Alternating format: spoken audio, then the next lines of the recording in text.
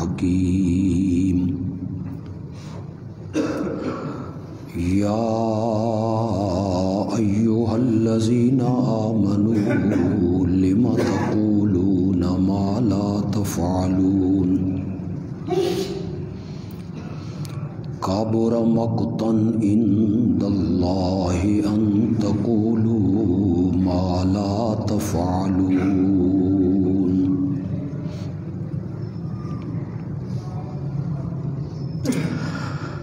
زمین و آسمان کی ہر چیز اللہ کی پاکی بیان کرتی ہے، اور وہی ہے زبردست حکمتوں والا۔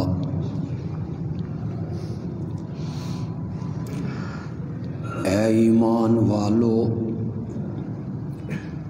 وہ باتیں کیوں کہتے ہو جو تم کرتے نہیں ہو؟ اللہ کے ہاں بڑے غضب اور بیزاری کی بات ہے کہ تم وہ باتیں کہو جو تم کرتے نہیں ہو۔ اللہم صلی علی محمد وعلی آل محمد کما صلیت علی ابراہیم وعلی آل ابراہیم انک حمید مجید۔ اللہم بارک علی محمد وعلی آل محمد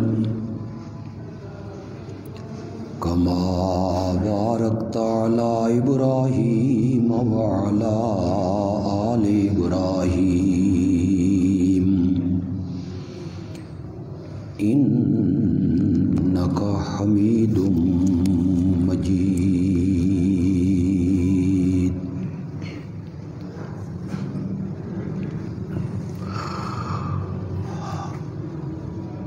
خطبہ جمعہ کا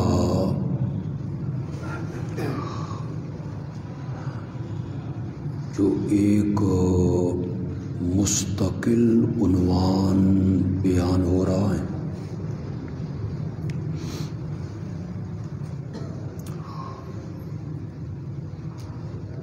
وہ ہے سیرت النبی صلی اللہ علیہ وسلم کا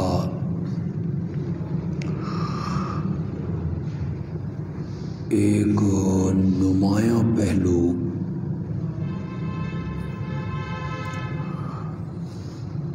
کہ آپ امت کو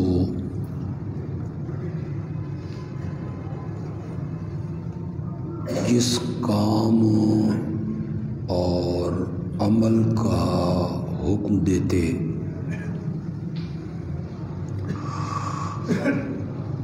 آپ خود اس پہ عمل کر کے دکھاتے تھے۔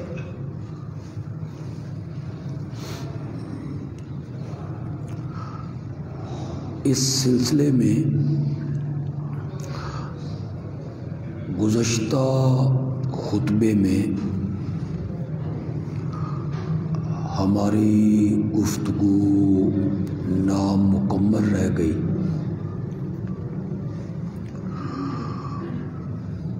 اور اس کا عنوان تھا عدل و انصاف۔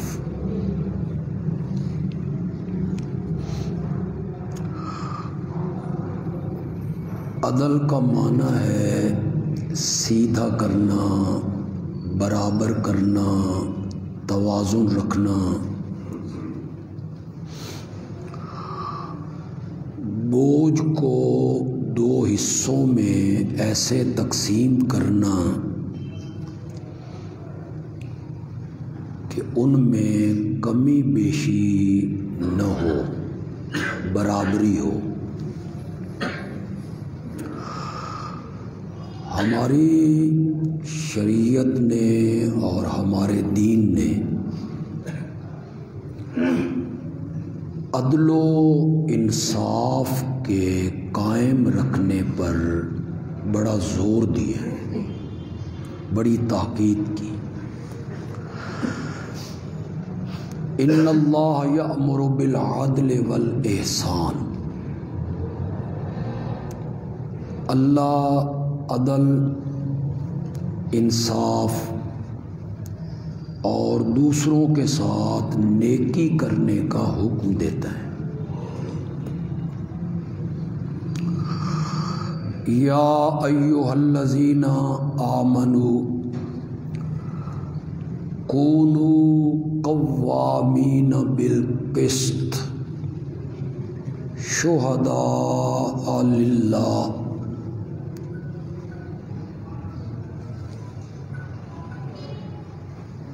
ولو علی انفسکم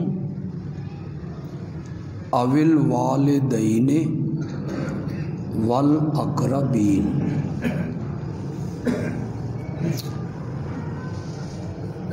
اے ایمان کا دعویٰ کرنے والوں، انصاف پر قائم ہو جاؤ، عدل پر۔ شہداء للہ، گواہی دینے کے لیے، اور وہ جو گواہی دینی ہے وہ اللہ کی رضا کے لیے ہو۔ عدل کے ساتھ گواہی دو، انصاف کے ساتھ گواہی دو، ہمیشہ عدل کی بات کہو، انصاف کی بات کہو۔ ولو علی انفسکم، اگرچہ اس کا نقصان تمہاری جانوں کو پہنچے، او الوالدین، اس کا نقصان تمہارے ماں باپ کو پہنچے، والاقربین، اور اس سچی گواہی کا نقصان تمہارے قریبی رشتہ داروں کو پہنچے۔ اس میں ڈنڈی نہیں مارنی، عدل اور انصاف کے ساتھ گواہی دینی، عدل اور انصاف کے ساتھ بات کرنی۔ یہ نہیں سوچنا کہ میں سچی بات کروں گا تو میرے ماں باپ کے خلاف جا رہی ہے، میرے اپنے خلاف جا رہی ہے، میری برادری کے خلاف جا رہی ہے، میرے رشتہ داروں کے خلاف جا رہی ہے۔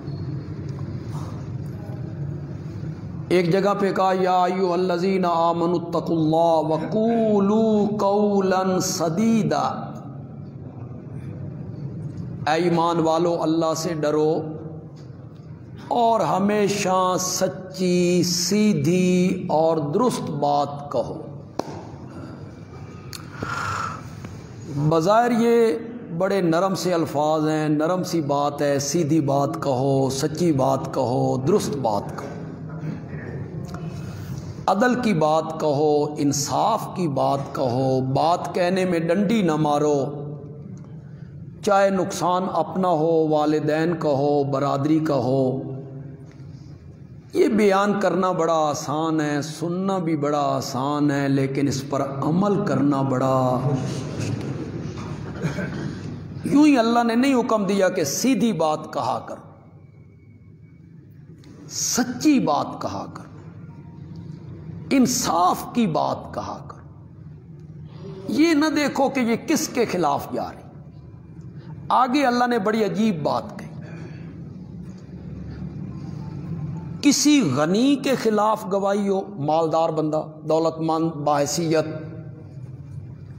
یا کسی فقیر کے خلاف گواہی،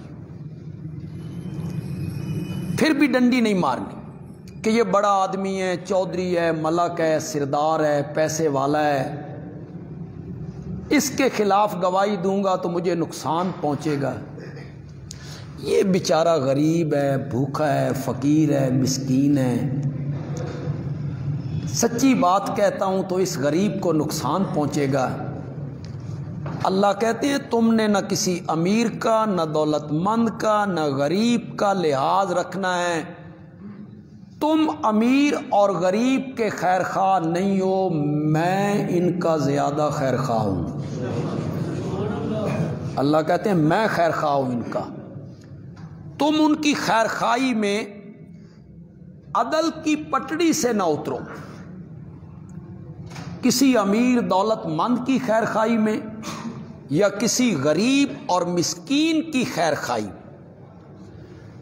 آپ یہ سن کے حیران ہوں گے کہ یہ جو میں نے آیت پڑھی یا ایھا الذین آمنوا اتقوا اللہ وقولوا قولا سدیدا، اے ایمان والو اللہ سے ڈرو، ہمیشہ سچی بات کہا کرو، بات کہنے میں غلط بیانی نہ کرو، ڈنڈی نہ مارو.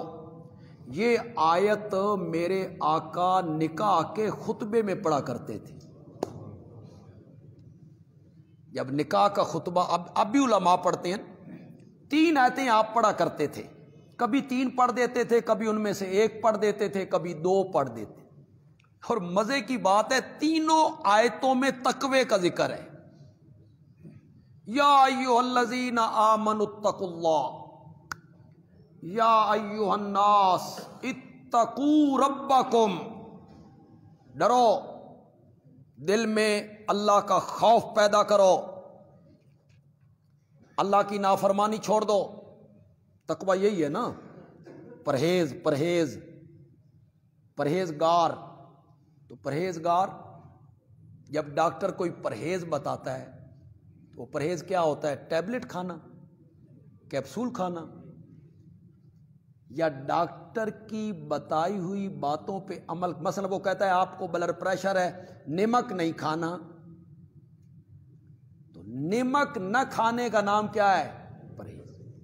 آپ کو ہارٹ کی تکلیف ہے، چکنائی والی چیز نہیں کھانی. شوگر ہے، میٹھا نہیں کھانا، یہ پرہیز ہے. تو تقوی بچنا، لفظی معنی تقوی کا کیا ہے؟ بچنا. اس کو آپ کہیں گے پرہیز کرنا، یعنی رب کی نافرمانیوں سے. اس کا نام تقوی ہے. نماز پڑھنے کا نام تقوی نہیں ہے. بڑی نمازیں پڑھتا ہے جی، نماز بھی پڑھتا ہے، نماز پڑھ کے بیٹھ جاتا ہے تو دودھ میں پانی ڈال دیتا ہے. اس نماز کا کیا ہے؟ وہ تقوی ہے. تقوی نام ہے رب کی نافرمانیوں سے بچنے کا، صرف نماز پڑھنے کا نہیں. ایک آفیسر ہے، وہ نماز پڑھ کے باہر نکلا ہے، دفتر میں پہنچا ہے تو اس کے میز پر 1,00,000 روپیہ رشوت کا رکھا ہوا ہے. اس کی تنخواہ 70-80 ہزار ہے اور 1,00,000 روپیہ رکھا ہوا ہے. دستخط کر دے، 1,00,000 روپیہ اٹھا لے. وہ 1,00,000 روپے کو جو ٹھکرا رہا ہے نا، اس کا نام تقوی ہے. اس کو تقوی کہتے ہیں، رب کی نافرمانیوں سے بچنا. خطبہ نکاح میں آپ یہ آیتیں پڑھتے ہیں اتقوا اللہ. کیوں؟ آپ میاں بیوی کو حقوق پورے کرنے کے لیے ان کے سر پہ ڈنڈا اٹھا دیں، آپ حقوق پورے نہیں کروا سکتے، نہیں ہو سکتے. عدالت میں چلے جائیں، کوئی حقوق پورے نہیں کرے.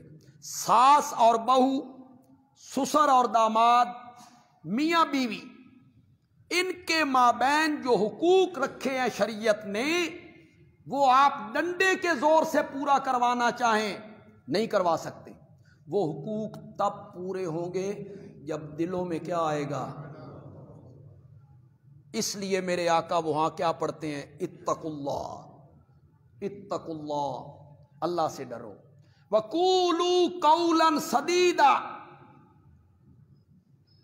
ہمیشہ درست اور سچی بات کہو. میرا بھی تجربہ ہے، آپ کا بھی تجربہ ہے. شادی ہو گئی، نکاح کے خطبے میں یہ آیت پڑھی گئی، سیدھی بات کہا کرو. کچھ مہینوں کے بعد ناچاکی ہو گئی، لڑکی روٹ کے میکے چلی گئی. لڑکی والوں کو یہ پتہ ہوتا ہے کہ قصور ہماری لڑکی کا ہے، مانتے ہیں؟ یا لڑکے والوں کو پتا ہوتا ہے کہ قصور ہمارے لڑکے کا ہے، مانتے ہیں؟ اسی لیے خطبہ نکاح میں آج کہا جا رہا ہے بات کہو تو سیدھی کہا کرو، عدل کی بات کہا کرو، انصاف کی بات کہا کرو، اگرچہ اس کا نقصان کس کو ہو رہا ہے؟ اپنے آپ کو ہو رہا ہے، اس کا نقصان والدین کو ہو رہا ہے، اس کا نقصان قریبی رشتہ داروں کو ہو رہا ہے، اس کی مت پرواہ کرو، تم کسی کے خیر خواہ نہیں ہو، سب کا خیر خواہ میں ہوں۔ عدل کا حکم دی، ہر معاملے میں عدل کرو۔ اذا قلتم فاعدلوا، جب بات کرو عدل سے کرو۔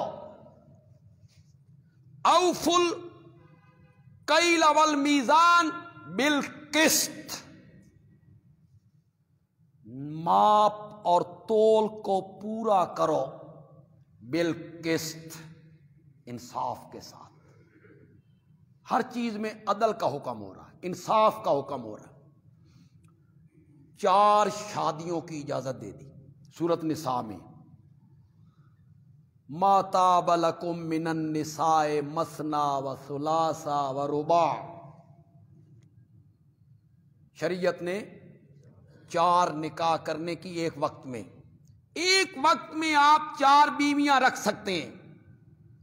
شرط کیا ہے؟ کہ چاروں کے مابین کیا کرو گے؟ عدل کرو۔ یہ شرط لگا دی۔ کیوں؟ آگے کیا کہا؟ فَإِنْ خِفْتُمْ، اگر تمہیں خوف ہو، اللہ تعدلوا، کہ تم ایک سے زائد بیویوں کے مابین عدل نہیں کر سکو گے، فواحدۃ، تو پھر ایک ہی بڑی۔ یہ عدل کس میں کرنا ہے؟ باریوں کی تقسیم میں۔ ایک ہفتہ ایک بیوی کے ہاں رہنا ہے تو دوسرا ہفتہ دوسری بیوی کے ہاں رہنا ہے۔ ایک دن رات ایک بیوی کے ہاں رہنا ہے تو ایک دن رات دوسری بیوی کے ہاں۔ یہ عدل کس میں کرنا ہے؟ کپڑے لے کے دینے ہیں تو دونوں کو برابر لے کے دینے، کھانے پینے کی چیزیں لے کے دینی ہے تو برابر لے کے دینے، علاج معالجہ کروانا ہے تو برابر کروانا۔ اختیاری چیزیں جو بندے کے بس میں ہیں۔ ایک ہے غیر اختیاری چیز، وہ ہے دل کی محبت، وہ بندے کے اختیار میں نہیں ہے۔ لا محالہ ایک بیوی سے محبت زیادہ ہو، ایک بیوی سے پیار زیادہ ہو، اس پر قید نہیں لگائی۔ خود میرے آقا نے کہا مولا میں اپنی بیویوں کے درمیان عدل کرتا ہوں، لیکن میری دلی محبت ابو بکر کی بیٹی عائشہ کے ساتھ زیادہ ہے۔ تو یہ کیفیت ایسی ہے جو غیر اختیاری، اس پر بندے کو اختیار نہیں۔ یہی ایک بات کہہ دیتا ہوں، موضوع تو یہ ہے نا کہ میرے نبی جو کہتے تھے وہ کر کے دکھاتے۔ امت کو کیا کہا؟ ایک سے زائد بیوی کرنی ہے، انصاف کرو، عدل کرو۔ عدل نہیں کر سکتے ہو تو پھر ایک ہی بہت ہے۔ میرے آقا نے 11 بیویوں کے درمیان عدل کر کے دکھایا۔ کتنی اہلیاں ہیں آپ کی؟ کتنی ازواج ہیں آپ کی؟ 11 بیویوں کے درمیان آپ نے عدل کر کے دکھایا۔ شاید آپ کو اس سے پہلے اس بات کا پتہ نہ ہو کہ میرے رب نے ان بیویوں کے درمیان برابری کرنے سے میرے نبی کو مستثنا قرار دے دیا۔ آپ پر کوئی پابندی نہیں، جس بیوی کے پاس رہنا چاہیں رہیں، جس کو اپنے سے دور کر دیں کر دیں، کوئی پابندی نہیں۔ امت کے لیے پابندی رکھی، ایک سے زائد بیوی کرنی ہے، عدل کرو، انصاف کرو۔ نبی پاک کی 11 بیوی ہیں، پابندی کی کوئی قید نہیں، مرضی ہے آپ کی۔ اس کے باوجود میرا نبی پھر بھی بیویوں کے درمیان عدل کرتا ہے۔ یہ ہے نا عمل، مزہ آیا عمل کرنے کا، عدل کرتے ہیں۔ جہاد پہ جانا ہے، کسی اہلیہ کو ساتھ لے کے جانا ہے تو میرے آقا قرآن اندازی کرتے ہیں، جس بیوی کا نام نکلتا ہے اسے ساتھ لے کے۔ جب آخری ایام ہے آپ کے، تو آپ ہر روز ایک حجرے سے دوسرے حجرے میں منتقل ہو رہے ہیں۔ آج حضرت حفصہ کی باری ہے، پھر اگلے دن ام سلمہ کی باری ہے، پھر حضرت جویریہ کی باری ہے، پھر زینب کی باری۔ تو ہر روز پوچھتے ہیں عائشہ دی واری کدوں ہے؟ اب دل میرے نبی کا یہ ہے کہ میں یہ ایام اپنی اہلیہ ام المومنین، دل کی کیفیت قلبی محبت جو ان سے ہے۔ خود میرے آقا سے پوچھا گیا یا رسول اللہ آپ کو سب سے زیادہ محبت کس کے ساتھ ہے؟ فرمایا عائشہ کے ساتھ۔ اس نے کہا یا رسول اللہ میں یہ نہیں پوچھ رہا ہوں، میں تو یہ پوچھ رہا ہوں مردوں میں سے۔ فرمایا عائشہ کے باپ کے ساتھ۔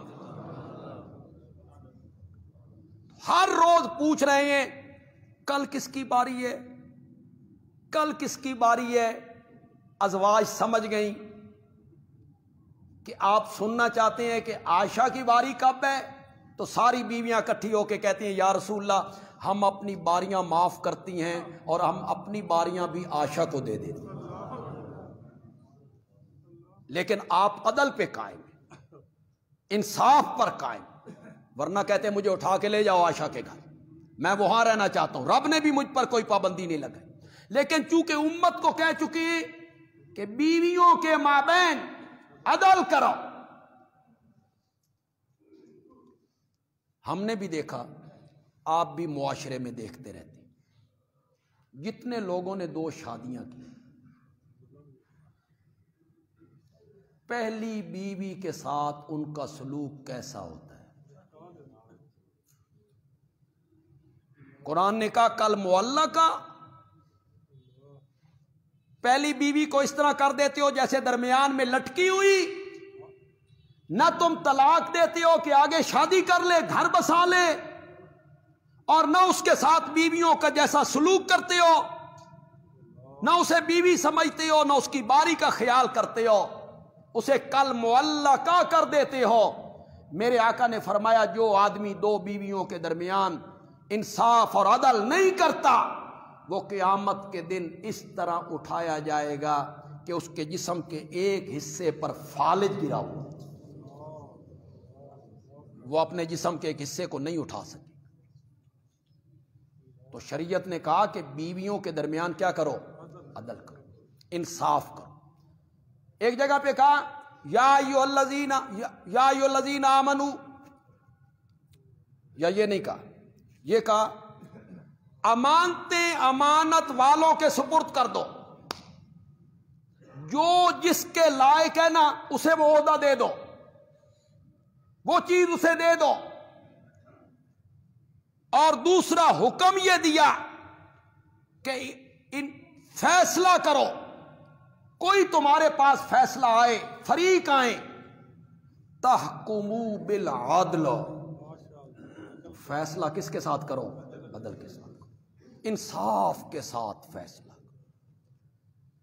ہر چیز میں عدل کا حکم ہو رہا ہے، فیصلہ انصاف سے کرنا ہے، فیصلہ عدل سے کرنا ہے، اس میں ڈنڈی نہیں مارنی، یہ حکم دیا۔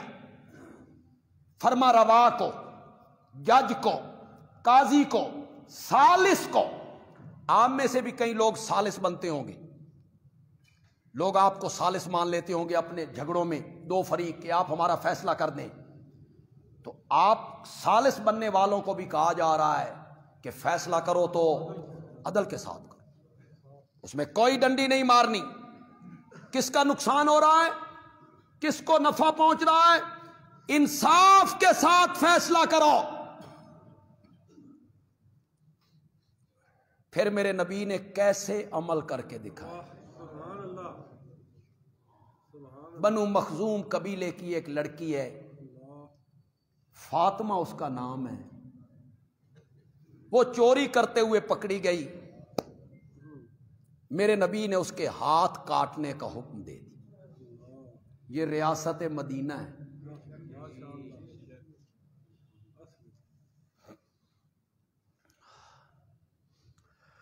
لیکن پہلے ریاست کو یہ کہا گیا کہ لوگوں کی معیشت کا انتظام کرو، ان کے روزگار کا انتظام کرو، ان میں کوئی بھوکا نہ ہو۔ بیت المال کی طرف سے وظیفے مقرر ہو سکتے ہیں تو بیت المال کی طرف سے غریبوں، بے روزگاروں، معذوروں کے، اپاہج لوگوں کے کیا کرو؟ وظیفے مقرر۔ آپ نے اس کے ہاتھ کاٹنے کا حکم دے دیا۔ وہ قبیلہ ایک معزز قبیلہ تھا، انہوں نے سوچا کہ اگر ہمارے قبیلے کی لڑکی کا ہاتھ کٹتا ہے تو یہ پورے قبیلے کی ناک کٹ جائے گی، ہم تو بدنام ہو جائیں گے۔ کوئی سفارش کے لیے نظر انتخاب میرے نبی پاک کے منہ بولے بیٹے زید کے بیٹے اسامہ پہ پڑی۔ اسامہ سے نبی پاک بڑی محبت کرتے تھے، بالکل بچوں کی طرح اسے چاہتے تھے۔ وہ حضرت زید کے بیٹے تھے، اسامہ کو سفارشی بنائے۔ جب اسامہ نے بات کی تو میرے نبی کا رنگ سرخ ہو گیا۔ فرمایا اسامہ اللہ کی حدود کے بارے میں سفارش کرتے ہو، لو سرقت، کوئی یہ جملہ نہیں کہہ سکتا، کوئی کہہ سکتا ہے تو کر نہیں سکتا۔ لو سرقت فاطمہ بنت محمد لقطعت یدہا، یہ تو بنو مخزوم قبیلے کی فاطمہ نامی لڑکی ہے، میرے جگر کا ٹکڑا فاطمہ بھی چوری کرتی تو میں اس کے بھی ہاتھ کاٹ کے رکھ دیتا۔ یہ ہے جو اسلام نے عدل کا حکم دیا۔ بلکہ آپ نے یہاں اسامہ کو ایک بات بھی کہی، آپ نے کہا تم سے پہلی قومیں اسی لیے تباہ ہو گئی تھی، ان کے معزز لوگ جرم کرتے تھے تو انہیں چھوڑ دیا کرتے تھے، اور غریب لوگ جرم کرتے تھے تو انہیں سزائیں دیا کرتے تھے۔ تم سے پہلی قومیں اسی لیے تباہ ہوئی، اور اگر آپ میرے ساتھ اتفاق کریں تو ہم آج جو تباہی کے گڑھوں میں جا رہے ہیں اس کا سبب بھی یہی۔ کلو کے حساب سے ہیروئن کا کاروبار کرنے والے وہ پتہ نہیں کہاں کہاں بیٹھے ہوتے ہیں، اور ماشے اور تولوں میں جو بیچ رہے ہیں وہاں آ کے قانون حرکت میں آ جائے۔ بڑے لوگ پکڑے جائیں تو ضمانت کروانی ہو تو اتوار کے دن بھی ہو جاتی، اور بیچارہ غریب 188 کے کیس میں آ جائے تو پھر قانون ہوتا ہے، قانون کے ہاتھ سے ہم مجبور ہیں۔ غریب کے لیے قانون اور بڑے لوگوں کے لیے کوئی حد نہیں، کوئی قانون نہیں۔ تم سے پہلی قومیں اسی لیے تباہ ہوئی کہ ان کے بڑے لوگ جرم کرتے تھے تو انہیں کچھ نہیں کہتے تھے، اور نچلے طبقے کے لوگ جرم کرتے تھے تو انہیں سزائیں دیا کرتے تھے۔ تم اللہ کی حدود کے بارے میں سفارش کر رہے ہو، میری بیٹی فاطمہ بھی چوری کرتی تو میں اس کے بھی ہاتھ کاٹ دیتا۔ یہ جو شریعت کی حدود ہیں یہ کس نے مقرر کی؟ اللہ ہماری فطرت کو نہیں جانتا، اللہ ہماری طبیعتوں کو نہیں جانتا، اللہ ہمارے مزاج کو نہیں جانتا، جانتا ہے، اس کے مطابق اس نے فیصلے کیے ہیں۔ میں نے کئی مرتبہ آپ کو سنایا، بڑی مدت کی بات ہے، میرے پاس ایک آدمی یہاں جمعہ پڑھتا تھا اور وہ مجھے بار بار کہتا تھا کہ مولانا میرے لیے دعا کرو، زنا کی عادت ہے، توبہ کرتا ہوں پھر توڑ دیتا ہوں، توبہ کرتا ہوں پھر توڑ دیتا ہوں، تنگ ہوں، پریشان ہوں، نادم ہوں، اللہ سچی توبہ کی توفیق دے دے۔ بار بار مجھے جمعے پہ ملتا، پھر کئی مہینے سال وہ نہیں آیا، پھر کچھ مدت کے بعد آیا تو کہنے لگا مجھے اللہ نے زنا سے سچی توبہ کی توفیق دی۔ سبب کیا بنا کہ میں سعودیہ چلا گیا، جدے میں تھا، جمعے کا دن تھا، اعلان ہوا کہ آج ایک زانی کو فلاں جگہ پہ سنسار کیا جائے۔ میں دیکھنے کے لیے چلا گیا، بس وہ منظر جو میں نے دیکھا زانی کو سنسار کرنے کا، اللہ نے مجھے زنا سے بچنے کی سچی توبہ توفیق عطا فرمائی۔ یہ حدود ایسی نہیں ہے، یہاں کہا کہ زانی مرد ہو یا زانی عورت، وہ غیر شادی شدہ ہو تو انہیں 100 کوڑے لگاؤ۔ سورۃ نور میں 18ویں پارے میں ساتھ کیا کہا؟ مسلمانوں کی ایک جماعت مشاہدہ بھی کرے، دیکھے، یہ منظر دیکھے، اور کوڑے مارنے والے کے دل میں رحم نہیں آنا چاہیے۔ یہ ساری باتیں قرآن نے کہی۔ ہم مدینہ میں تھے تو جن کے گھر میں ہم رہ رہے تھے، ہم عشاء کی نماز پڑھ کے، جمعے کا دن تھا، ہم عشاء کی نماز پڑھ کے وہاں پہنچے تو انہوں نے کہا بھئی آج مغرب کے بعد آپ نے 2 جنازے پڑھے؟ میں نے کہا جی پڑھے، کہ وہ قصاص میں قتل ہوئے، ان کی گردنیں اڑائی گئی ہیں قصاص میں، انہی کے جنازے تھے۔ میں نے کہا قصاص کہاں ہوا؟ انہوں نے کہا یہ باب صدیق سے باہر نکلیں تو جو گراؤنڈ ہے مسجد نبوی کے ساتھ، یہاں ہوا جمعے کے بعد۔ تو میں افسوس کرنے لگ گیا کہ چلو زندگی میں یار یہ منظر بھی ایک دفعہ دیکھتے، میں کس طرح گردن اڑا دیتے ہیں قاتل کی۔ تو میں نے 1-2 مرتبہ افسوس کیا تو وہ قاری صاحب کہنے لگے شکر کر ویکھیا نہیں۔ میں نے کہا کیوں؟ کہ تو کوئی پھر سونا سی، پھر تو نے یہاں 2-2 فٹ اچھلنا تھا۔ وہ منظر، ایمبولینسیں ساتھ ہوتی ہیں، کئی لوگ دیکھ کے بے ہوش ہو جاتے ہیں۔ اللہ نے جو حدود بیان کیے ہیں اس پہ پتہ نہیں لوگوں کو ترس کیوں آتا ہے کہ چور کا ہاتھ کاٹ جائے، وہ بیچارہ ٹنڈا ہو جائے۔ تو جس غریب آدمی نے ساری زندگی کما کما کے بچیوں کا جہیز تیار کیا تھا، رات کے ٹائم وہ چوری کر کے لے گیا ہے، ظلم تو یہ ہے اس غریب کے ساتھ، اسے سزا ملنی چاہیے تاکہ یہ سلسلہ رک جائے۔ قرآن نے کیا کہا؟ قرآن نے کہا قتل کے معاملے میں 3 راستے تمہارے سامنے، قتل کا بدلہ قتل 1، دیت لے لو 2، معاف کر دو 3 راستے۔ اللہ کے لیے معاف کر دو تمہیں اجازت ہے، دیت لے لو اجازت ہے، قتل کا بدلہ قتل قصاص، تینوں راستے کھلے۔ یہ 3 راستے بیان کر کے اللہ نے فرمایا یہ میرے کو پوچھو نا تو میں رب کیا کہتا ہوں، وَلَكُمْ فِي الْقِصَاصِ حَيَاتٌ یا اُولِي الْأَلْبَابِ، اے عقل والو بدلہ لینے میں زندگی ہے، بدلہ لینے میں زندگی ہے۔ مولا ایک بندہ آگے مر گیا، قتل ہو گیا، اب قاتل کو بھی مار دیا جائے تو 2 ہو گئے، زندگی کنی ہے؟ مفسرین نے لکھا زندگی یہ ہے کہ قاتل جب رہا ہو جائے گا پھر آگے وہ اور قتل کرے گا، وہ کہے گا کچھ نہیں ہوندا، پہلے قتل نہیں کیتا تو رہا نہیں ہو گئے، چلو ایک اور صحیح، اور پھر جب اس کو پھانسی دے دی جائے، اس محلے میں اس کا جنازہ آئے تو سارے لوگوں کے کان کھڑے ہو جاتے ہیں۔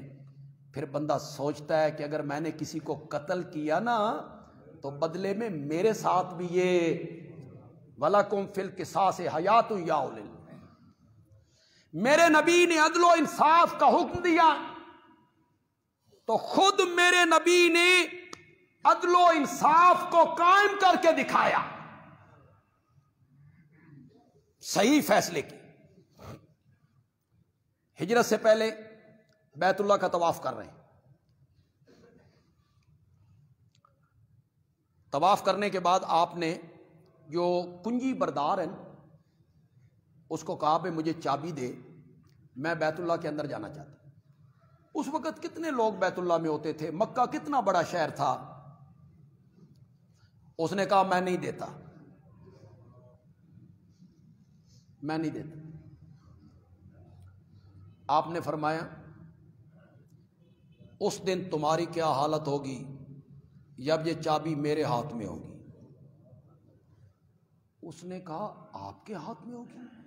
میرے نبی تو مظلوم تھے، مار کھا رہے تھے، مشرکین چڑھائی کرتے تھے، چابی آپ کے ہاتھ میں ہوگی تو اس دن قریش ذلیل ہو جائیں گے. آپ نے فرمایا ذلیل نہیں، معزز ہو جائیں گے. قریش کو عزت ملے گی، چابی میرے ہاتھ میں.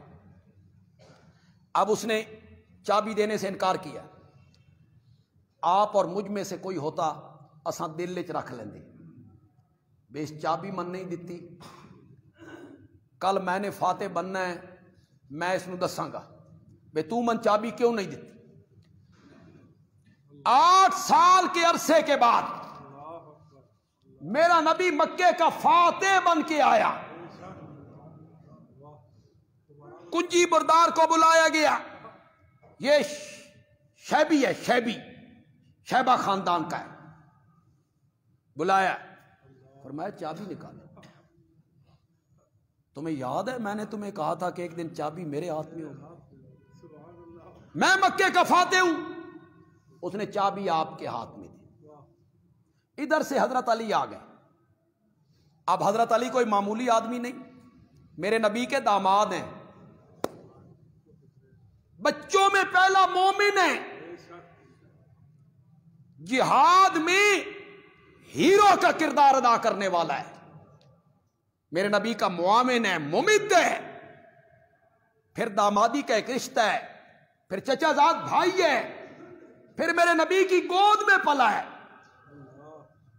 کہتے ہیں یا رسول اللہ یہ چابی میں دے دو، یہ شرف مجھے حاصل ہو کہ یہ چابی میرے پاس رہے.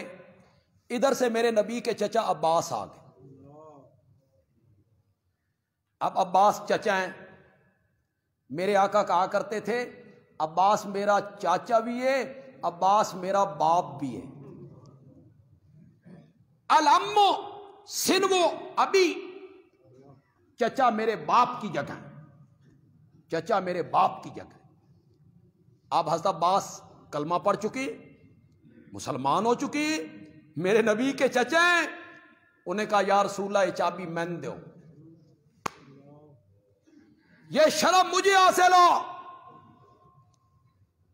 ادھر حضرت علی ہیں، ادھر حضرت عباس ہیں، یہ بھی چابی مانگ رہے ہیں، وہ بھی چابی مانگ رہے ہیں. میرے نبی نے آواز لگائی جاہلیت کے زمانے میں جس بندے نے مجھے چابی دینے سے انکار کیا تھا وہ کہاں ہے؟ اس کے تو وہم و گمان میں بھی نہیں تھا کہ مجھے چابی ملے گی. آپ نے اسے بلایا اور چابی اس کے سپرد کر دی. اسے کہتے ہیں عدل و انصاف. پھر میرے نبی نے ایک جملہ کہا اس شیبی کو، آپ نے فرمایا قیامت کی صبح تک اب یہ چابی تیرے خاندان میں رہے، جو تجھ سے چھینے گا وہ ظالم ہوگا. آج بھی اسی خاندان کے پاس ہے. سعودی عرب کے فرما روا نے بھی بیت اللہ کے اندر جانا ہو تو اسی کو بلائے، اسی خاندان کا بندہ آتا ہے، بیت اللہ کو کھولتا ہے، تب سعودی عرب کا فرما روا اندر جاتا. میرے نبی نے عدل و انصاف کرنے کا حکم دیا تو پھر میرے نبی نے عملی طور پر عدل و انصاف کر کے عدل کے ساتھ فیصلے کیے.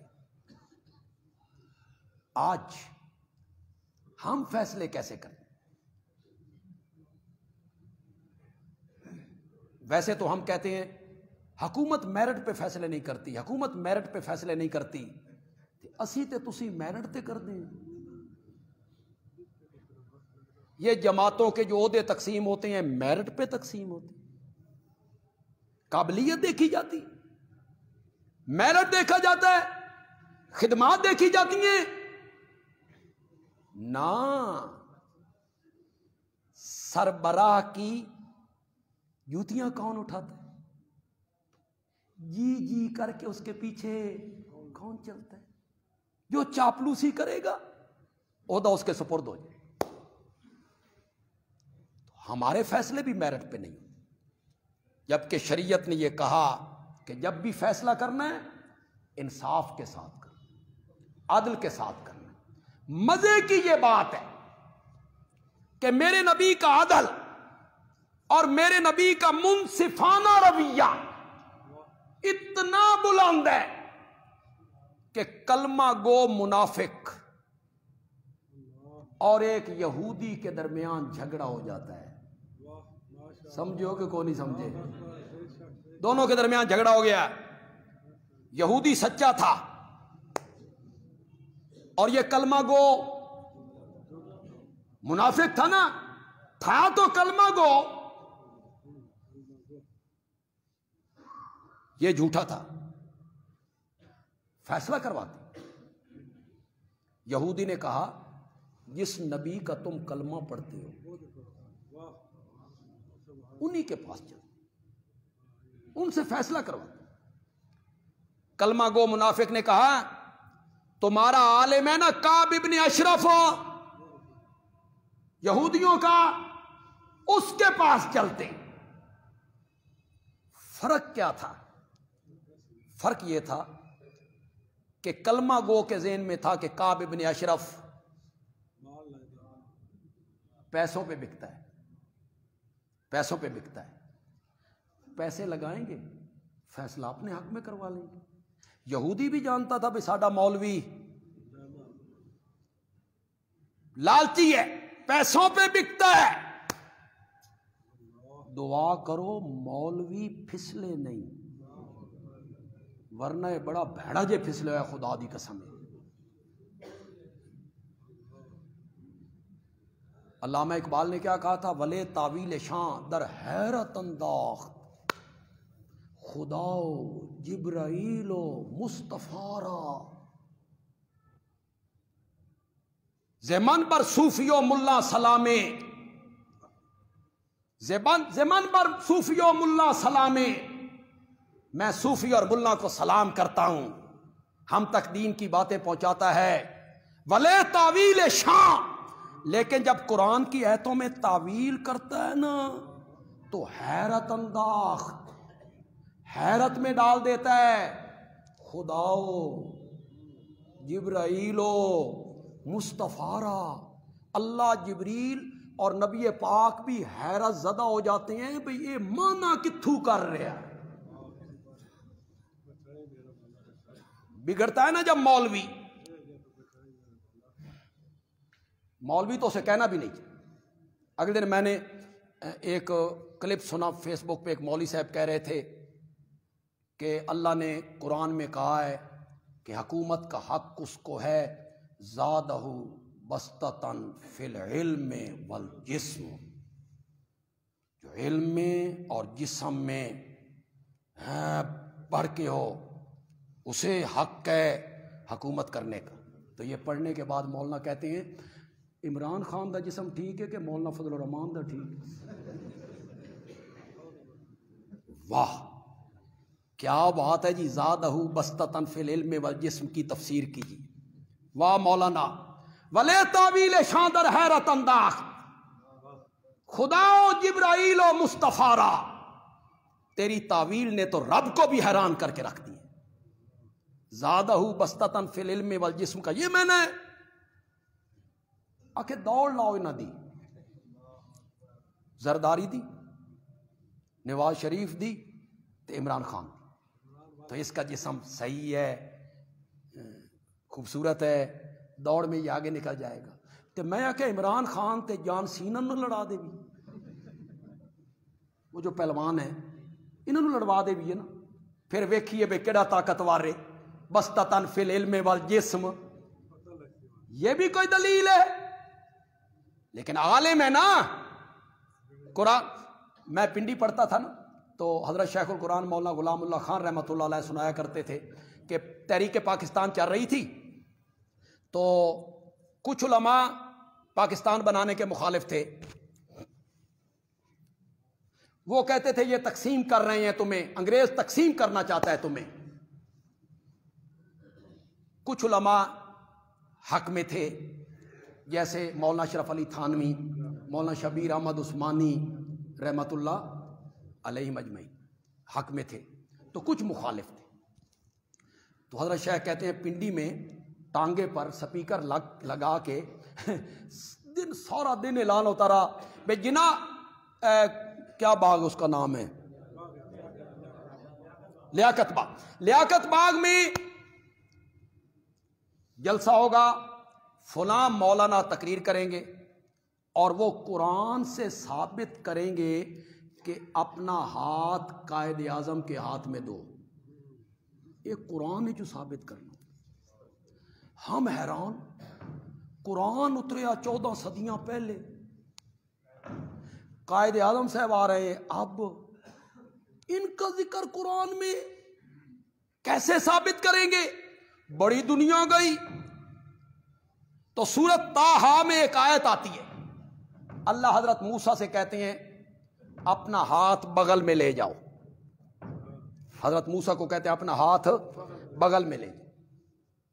وہ بغل اور بازو کو جناح کہتے ہیں، عربی میں بازو کو بغل کو جناح کہتے ہیں. تو مولانا نے آیت پڑھی وَضْمُمْ يَدَكَ إِلَىٰ جَنَاحِكَ، وَضْمُمْ يَدَكَ إِلَىٰ جَنَاحِكَ، اپنا ہاتھ جناح دے ہاتھ دو. وَلَے تاویل شاں در حیرت انداخت، خداو جبرائیل و مصطفیٰ را زمن بر صوفی و ملا سلامے. امام اعظم ابو حنیفہ رحمۃ اللہ علیہ نے ایک بچے کو دیکھا، بارش میں چل رہا ہے تیز، تو فرمایا پتر آرام نال ٹر، تلک جاسیں، پھسل جاؤ گے، چوٹ لگ جائے گی. بچہ سمجھدار تھا، اس نے کہا امام صاحب آپ سنبھل کے چلا کریں، میں پھسل گیا تو کچھ نہیں بگڑے گا، آپ پھسل گئے تو پوری قوم پھسل جائے گی، رہبر پھسل جائے، منبر و محراب کا طبقہ تحریف کرنے پر آ جائے. اس نے کہا کعب ابن اشرف کے پاس چلتے ہیں. اس نے کہا یار کلمہ ان کا پڑھتے ہو، فیصلہ کعب ابن اشرف سے کرواتے ہو، جن کا کلمہ پڑھتے ہو ان کے پاس چلتے ہیں. یہودی کو بھی یقین تھا کہ میں محمد عربی کا کلمہ تو نہیں پڑھتا، لیکن وہ فیصلہ عدل و انصاف کے ساتھ کرتا ہے. یہ ہے میرے نبی کا عدل انصاف. میرے نبی نے دونوں کی بات سنی اور فیصلہ یہودی کے حق میں کرا، وہ سچا تھا. میرے نبی نے یہ نہیں دیکھا کہ یہ میرا اپنا ہے. ہم جب فیصلہ کرتے ہیں تو ہم یہی سوچتے ہیں یہ میرا چاچے دا پتر ہے، مامے دا پتر ہے، برادری دا ہے، ہماری جماعت کا ہے، ہماری جماعت کا ہے، پھر ہم ڈنڈی مارتے ہیں. وہاں میرے نبی نے یہ نہیں دیکھا کہ یہ کلمہ پڑھتا ہے، یہ یہودی ہے، نہیں، عدل و انصاف کے تقاضوں کے مطابق فیصلہ کیا. قرآن نے میرے نبی کو حکم دیا تھا اذا حکمت بینہم فاحکم بالعدل. میرے پیغمبر اگر یہودی بھی تیرے پاس کوئی فیصلہ کروانے کے لیے آئیں تو ان کے درمیان بھی فیصلہ انصاف کے ساتھ کر، عدل کے ساتھ کر. وہ یہودی جانتا تھا کہ میں نے ان کا کلمہ نہیں پڑھا، لیکن وہ فیصلہ غلط نہیں کر. باہر نکلے، کلمہ گو نے کہا ذرا حضرت عمر کو توثیق نہ کرا لے. اس کے ذہن میں تھا حضرت عمر کی طبیعت ذرا جلالی ہے اور یہودیاں دی ایک مخالفت کلمہ پڑھنے نال کچھ محبت شاید کچھ وہ سچا تو نے کہا چلو چلو بات کرنے لگے تو یہودی نے کہا جناب ایک بات پہلے سنیے، آپ کے نبی کے پاس گئے تھے، انہوں نے فیصلہ میرے حق میں کیا، آپ نے اس کلمہ گو سے پوچھا یہ صحیح کہہ رہا ہے؟ صحیح کہہ رہا ہے۔ فرمایا ٹھہرو میں فیصلہ کرتا ہوں۔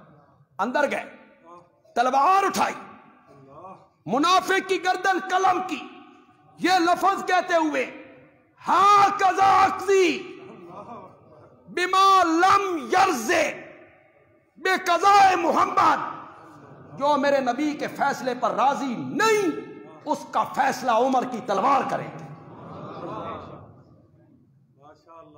مار دیے، منافق اکٹھے ہو گئے، صبح ایف آئی آر درج کروانی، 302 کا پرچہ دینا ہے حضرت عمر کے خلاف، نبی پاک کی عدالت، ساڈا بندہ مارے، ایک مومن کو مارا ہے، کلمہ پڑھنے والے کو مارا ہے، رات جھوٹی قسمیں انہوں نے اٹھائیں، ہم تو اس لیے حضرت عمر کے پاس گئے تھے وہ تصفیہ کروا دی، ہم کوئی فیصلہ کروانے گئے تھے، ایک مومن کو حضرت عمر نے قتل کر دیا، وہ سارے مل کے آئے، جبریل قرآن لے کے اتر پڑا،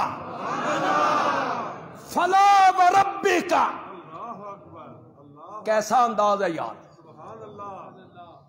مجھے اپنے رب ہونے کی قسم ہے، نہیں کہا، کیا محبت ہے رب کو میرے نبی سے، کیا پیار ہے میرے اللہ کو میرے نبی سے، فرمایا فلا وربک، تیرے رب دی قسم ہے، رب تو وہ سب کا ہے، میرے نبی کا کوئی الگ رب تو نہیں ہے نا، لیکن میرے نبی کو شامل کیا، فلا وربک لا یؤمنون، لا یؤمنون، تیرے رب کی قسم ہے جو لوگ اپنے فیصلوں میں تجھے حاکم جج منصف نہیں مانتے وہ میرے کاغذوں میں مومن ہی نہیں ہے۔ حضرت عمر نے کسی مومن کو قتل نہیں کی، میرے نبی نے حضرت عمر کو بلایا، فرمایا عمر انت فاروق، حق و باطل کے درمیان فرق کرنے والا، تیرے فیصلے نے تو حق و باطل کے درمیان فرق کر دیا ہے۔ تو ہمارا یہ موضوع چل رہا ہے، انشاءاللہ کچھ جمعے اور چلے گا، کہ میرے نبی کی سیرت کا سب سے اہم پہلو یہ ہے کہ میرے نبی جو کہا کرتے تھے وہ کر کے قول عمل دونوں مطابق تھے۔ کچھ خواتین نے گھر گھر جا کے اکٹھے ہو کر درود شریف پڑھنا شروع کی ہے، کیا اس طریقے سے اجتماعی طور پر درود پڑھنا جائز ہے؟ دیکھیں، ایک ہوتا ہے عمل، درود پڑھنا، ایک دفعہ بندہ پڑھے تو 10 نیکیاں ملتی ہیں، 10 گناہ جھڑتے ہیں، 10 درجے بلند ہوتے ہیں۔ پڑھنے کا جو عمل ہے، ثواب ہے، اس سے انکار نہیں۔ ایک ہوتی ہے اس کی کیفیت، جو ہم بنا لیتے ہیں بے اینج پڑھنا، جو کیفیت نبی پاک سے ثابت نہ ہو، صحابہ سے ثابت نہ ہو، وہ کیفیت بنانی بدعت ہے۔ اب آپ یوں کہیں گے اصلہ ثابت، درود کی جو اصل ہے وہ تو ثابت ہے، پڑھنا چاہیے، لیکن اس کی جو کیفیت بنائی گئی ہے یہ کیا ہے؟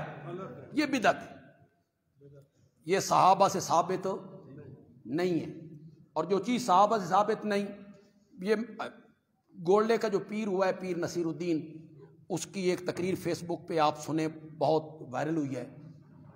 اس نے کہا ہے کہ یہ جب جنازہ اٹھا کے لے جاتے اور کلمہ شہادت کلمہ شہادت کلمہ شہادت کہتے رہتے ہو، یہ بدعت ہے۔